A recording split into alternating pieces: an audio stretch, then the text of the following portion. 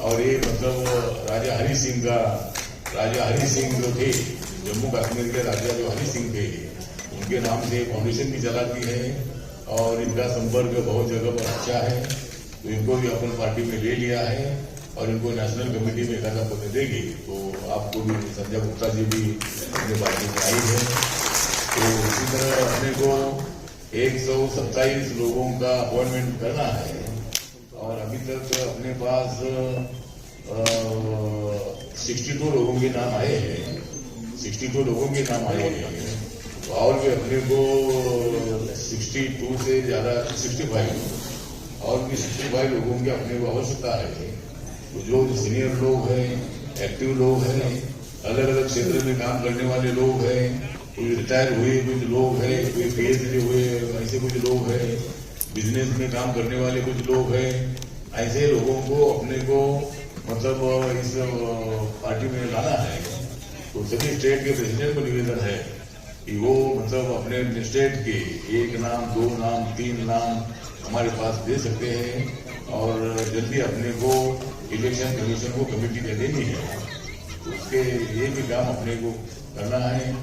उसके साथ साथ एक अपनी सेंट्रल वर्किंग कमेटी जो है, सेंट्रल वर्किंग कमेटी हर बार इतनी भीड़ भाड़ की मीटिंग नहीं होनी चाहिए, इसलिए पार्टी की पॉलिसी तय करने के लिए सेंट्रल वर्किंग कमेटी जो है ये प्रेसिडेंट के साथ मतलब 28 लोग और 8 लोग 36 लोगों की एक सेंट्रल वर्किंग कमेटी बनानी है। तो सभी स्टेट को रिप्रेजेंटेशन देते हुए अपने को इस कमेटी का निर्माण करना है। तो ये भी अपने को सेंट्रल वर्किंग कमेटी अगर रहेगी तो उतने लोगों की मीटिंग होगी। और उसके बाद नेशनल पार्लियामेंट्री बोर्ड जो है एक 11 लोगों का होता है। तो 11 लोगों का नेशनल पार्लियामेंट्री बोर्ड भी अपने को बनाना है। उसके साथ साथ हर स्टेट का ऑब्जर्वर, 2 ऑब्जर्वर, उसमें एक जो उसी स्टेट का होगा और दूसरे बाहर का स्टेट का होगा। तो 2 मतलब ऑब्जर्वर जो है ये अपने को हर स्टेट के बनाने हैं। ये भी काम अपने को करना है। तो मेंबरशिप का काम तो अपने को बढ़ाना है। तो ये अपने को ये काम पूरा करने की आवश्यकता है। तो इसी तरह आज के मीटिंग में और भी कई लोगों को बात करनी है, मैं भी और भी बात करूंगा। लेकिन जिस तरह माननीय नरेंद्र मोदी जी के खिलाफ जो बिलावर भुट्टो जी है, जिनकी मां की मौत आतंकवादियों के माध्यम से हुई, उन्होंने नरेंद्र मोदी जी के बारे में जो टिप्पणी की है, लादेन से उनकी तुलना करने का काम किया है, ये बहुत ही सीरियस बात है। हमारे प्रधानमंत्री किसी के बारे में ऐसा नहीं बोलते, तो उनको क्या बोलने का अधिकार है। उन्होंने हमारे प्रधानमंत्री के खिलाफ इसी तरह की बातें करना अच्छी बात नहीं है। और दूसरे एक मंत्री ने भी मतलब इसी तरह की बात की है कि नरेंद्र मोदी जी दुनिया में सबसे पॉपुलर नेता है। जो बीच में सर्वे हुआ था उसमें 75% लोगों ने नरेंद्र मोदी जी के नाम को सहमति दी और वो देश के नहीं दुनिया के नंबर 1 के पॉपुलर प्रधानमंत्री है। और उसके बावजूद भी उनके खिलाफ इसी तरह की साजिश की जा रही है। अपने देश के एक मध्य प्रदेश के फॉर्मर मिनिस्टर, इन्होंने भी नरेंद्र मोदी जी की हत्या करनी चाहिए, इसी तरह की बात उन्होंने की है। तो ये बातें अच्छी नहीं है। मतलब देश के प्रधानमंत्री के संबंध में इसी तरह की बातें होती है और विपक्षी दल इसमें चुपचाप बैठा है। तो ये लोकतंत्र के लिए अच्छी बात नहीं है। प्रधानमंत्री जी का अपमान अपने देश का अपमान होता है। तो ये ऐसे घटनाओं का धिक्कार करने का एक रिजोल्यूशन आज की मीटिंग में अपन सम्मत करते हैं। और उसके साथ साथ एक हमारी भारत यात्रा निकली थी कन्याकुमारी से। तो कन्याकुमारी में 3 समुद्र इकट्ठा आते हैं और वहाँ हिंदी महासागर है, अरेबियन सी है और बे ऑफ बंगाल है। तो मैंने ये उस वक्त बताया था कि जाति तोड़ो समाज जोड़ो, जाति तोड़ो समाज जोड़ो, इस स्लोगन को लेकर हमने वहाँ मतलब एक रैली निकाली थी कन्याकुमारी से और उसका महू में उसका समापन हुआ था। तो हजारों किलोमीटर की यात्रा पार करते करते जम्मू में अपनी रैली गई थी और वो मतलब मऊ में आई थी। भारत के सभी राज्य कवर करते करते ये आई थी। तो तब अपन मांग किया था कि 3 समुद्र का पानी अगर एक साथ मिलता है तो मानव को क्यों नहीं मिल रहा है। मानव के साथ मानवता का बर्ताव करना चाहिए। पानी को समझता है, पानी एक दूसरे में मिक्स होता है, तो फिर मानव में क्यों नहीं मिक्स हो रहा है। क्यों विषमता अपने समाज में फैलती जा रही है, इसको नष्ट करना चाहिए। इसीलिए जाति जोड़ो समाज जोड़ो का नारा देकर अपन रैली निकाली थी। तो कन्याकुमारी में बाबा साहब अम्बेडकर जी का एक भव्य स्टैचू खड़ा होना चाहिए और वहाँ बाबा साहब का मंदिर खड़ा होना चाहिए। ये भी आज के इसमें अपन मांग करते हैं। और मैंने बीच में स्टालिन जी मुझे मिले थे G20 पर हमारे प्रधानमंत्री नरेंद्र मोदी जी के अध्यक्षता में नियुक्त होने के बाद एक राष्ट्रपति भवन में मीटिंग हुई थी। सारे देश की और पार्टियां और सभी मुख्यमंत्री को इन्वाइट किया था। आरपीआई की तरफ से मुझे भी इन्वाइट किया था और तब मुझे स्टालिन से मेरी मुलाकात हुई थी और मैंने स्टालिन के कान पर एक डाला है, कन्याकुमारी में बाबा साहब का स्टैचू होना चाहिए। हमारे फादर जो हमारे प्रेसिडेंट है स्टेट के, उन्होंने भी एक पत्र जो है ये पत्र वहाँ मुख्यमंत्री को दे दिया है। तो वहाँ एक बड़ा स्टैचू बाबा साहब का होना चाहिए। और बाबा साहब के बहुत सारे मेमोरियल पूरे करने का काम नरेंद्र मोदी जी के हाथों से हो रहा है। नरेंद्र मोदी जी बाबा साहब का संविधान मजबूत कर रहे हैं। इसीलिए नरेंद्र मोदी जी का अभिनंदन करने वाला भी रेजोल्यूशन आज की मीटिंग में अपन पारित करते हैं।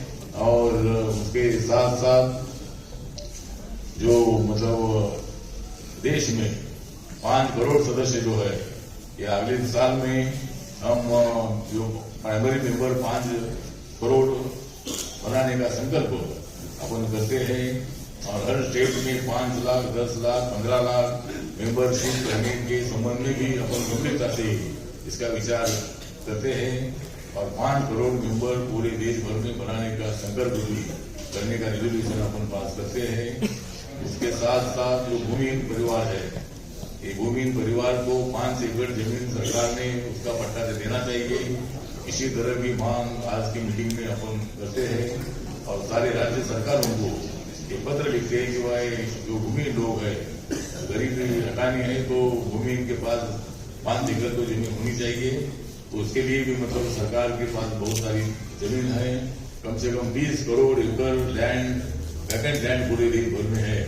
उसका बंटवारा अगर किया जाता है तो कम से कम 5 करोड़ 4 करोड़ लोगों को मतलब जमीन मिल सकती है।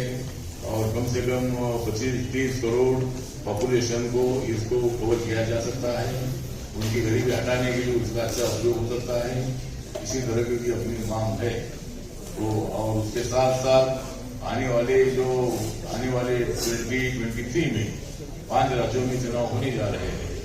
उसमें मतलब कर्नाटक है और उसके साथ साथ त्रिपुरा है, नागालैंड है, मेघालय है और राजस्थान ऐसे 5 राज्यों के चुनाव आ रहे हैं। 5 राज्यों के चुनाव में आज ही शाम को 6 बजे हमारे बीजेपी के अध्यक्ष जेपी नड्डा साहब ने मुझे को बुलाया है। तो उनको मिलने के लिए मैं 6 बजे जाने वाला हूँ।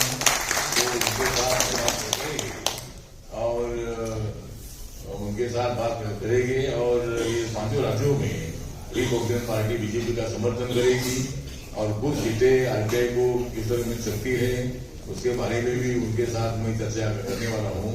तो देखते आगे क्या होता है। लेकिन त्रिपुरा में जो त्रिपुरा के हमारे सत्यजीत इधर आए हैं, तो सत्यजीत की बात राज्य कमेटी से हुई है, मुख्यमंत्री जी से हुई है और 2 सीटें आरपीआई को देने के लिए तैयार है। लेकिन अपने को 3 सीटें चाहिए। तो देखते हैं जेपी नड्डा साहब से बात करके क्या होता है। तो इसी तरह हम इस अलायंस के बारे में जेपी नड्डा जी के तो आज उनका टाइम मिला है हमारे माननीय अमित शाह जी, इनको भी मिलना है, और जो हमारे संतोष जी जो जनरल सेक्रेटरी है, उनसे भी बात करनी है।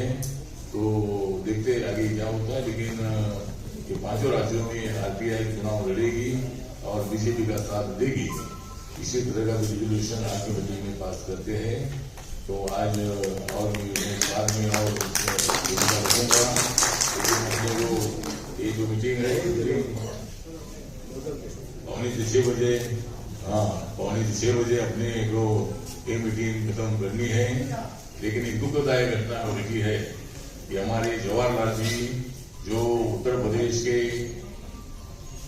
प्रभारी थे और वो डीएसपी पद पर पहले काम करते थे, रिटायर होने के बाद उन्होंने रिपब्लिकन पार्टी ज्वाइन की थी और वो बहुत एक्टिव थे, जुझारू नेता थे, डिसिप्लिन नेता थे। जब भी मैं यूपी में जाता था तो हर बार भागदौड़ करके वो लखनऊ में या जहां में जाता था वहां पहुंचते थे। लेकिन 20 में 11 नवंबर को 11 नवंबर को हपूड़ के पास ही उनका एक एक्सीडेंट में उनकी ऑन द स्पॉट उनका डेथ हुआ। ये अपने लिए बहुत बड़ी दुख की बात है। और जवाहरलाल जी को मतलब मैं रिपब्लिकन पार्टी ऑफ इंडिया की देश भर के कार्यकर्ताओं की तरफ से मैं उनको आजादी अर्पित करता हूँ। और आप सब लोगों ने 2 मिनट उठकर जवाहरलाल जी को आजादी अर्पित करनी है।